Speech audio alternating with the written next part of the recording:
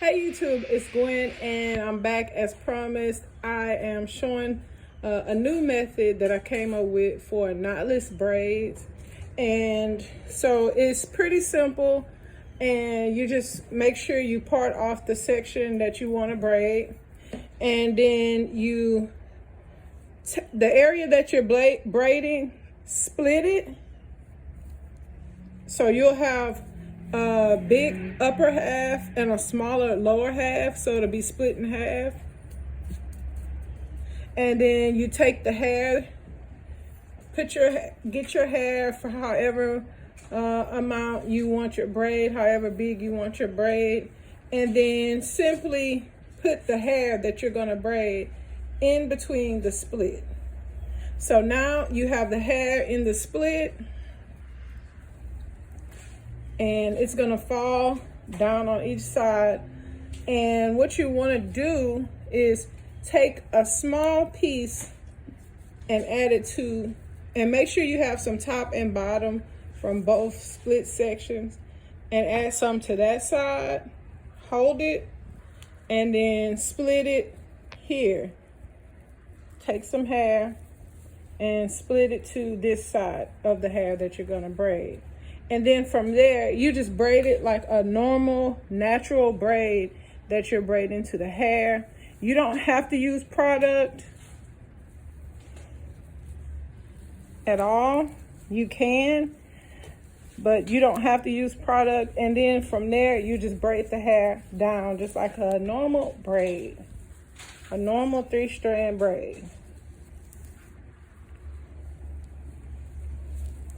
And as you'll see, the middle piece is smaller, so you can add some hair to that section as you're braiding down. Just making sure that your braid stays pretty straight and symmetrical, and just braid down. You can add in some hair again from those other sections and just continue to braid. And the main purpose is to make sure that you have an extremely natural looking attachment at the root. The braids look just like it's coming right out of her scalp, just like a braid that you would, this is her hair. Just like a braid you would just naturally braid with your hair. It looks no different. It's pretty much identical. It's the same. And so that's the beauty of this method. No crochet hooks, no feeding. You just braiding. You actually split the braid, the area of hair that you're going to braid, and just lay the hair in the middle. And that's what makes it so much easier. And it really does give it a very natural look when you do it just like that. And so I'm just going to braid this down to the end. And so like this.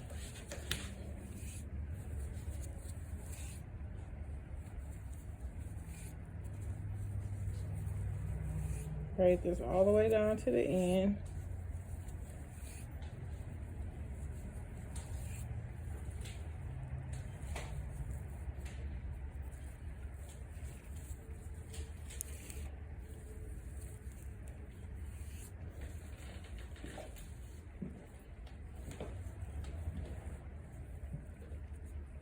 And this is flipping a little, so I loosened it up to try to get it back. If you need to, you can just let it go and then start again, just so you can keep the braid nice and flat.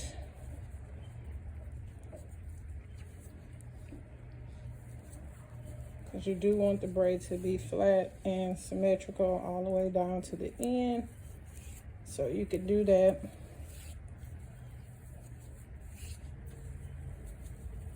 And then I'll do one more just so you can see with product, because you don't need product with this method. It really makes it look very natural with or without product.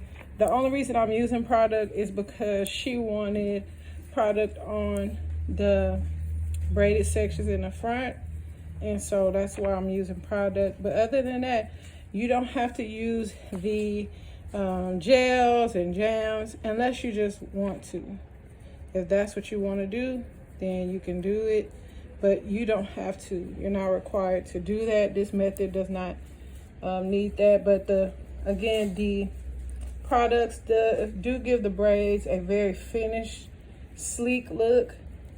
But even with our product, the braid will look very natural, just like it's coming out of your scalp. Typically on the ends of my braids, I tie a very small knot, just so I don't have to keep up with rubber bands.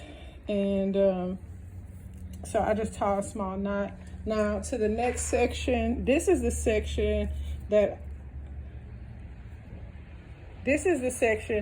I will use product on, simply because, like I said, she requested to have product on the front parts of her hair.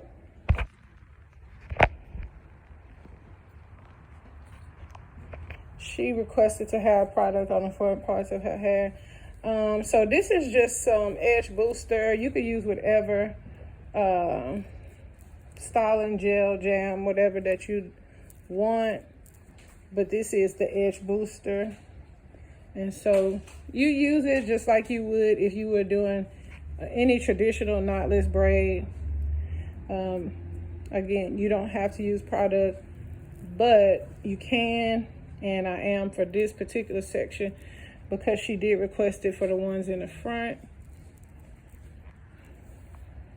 And so this one has product in it now, and you can put however your desired amount.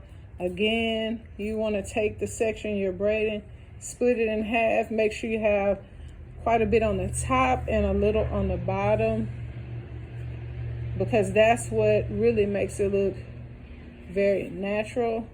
And again, this split is where you will lay your braiding hair so that you can start to attach the hair to the head. All right. Take your hair, lay it right in the split, and then close all the existing hair around it.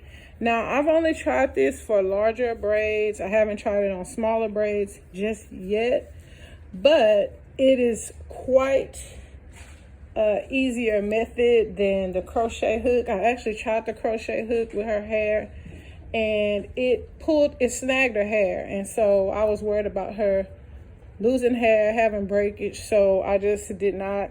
After I sat a while, I realized that the point of attachment was the hair being intertwined within the existing hair.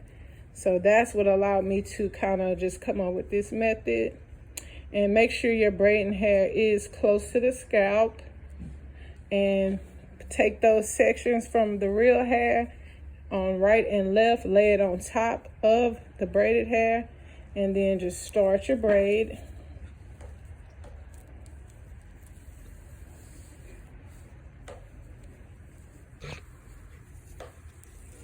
And just braid down.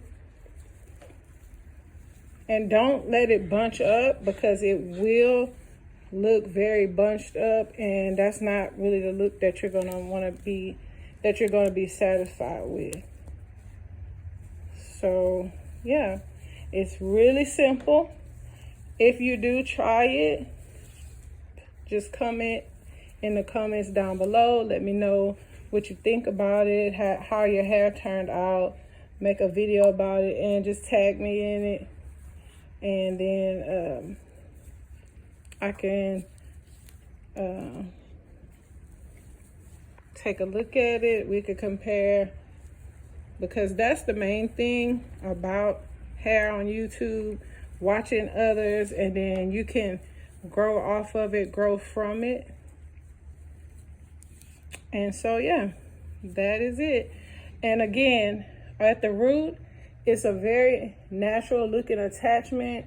It really just looks like her hair that is braided. And so that's the main thing with knotless braids.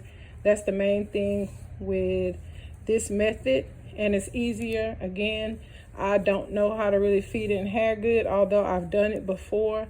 And this is an easier simpler, cleaner look than me trying to feed in. Thank you so much for watching. I'll see you in the next video. Bye.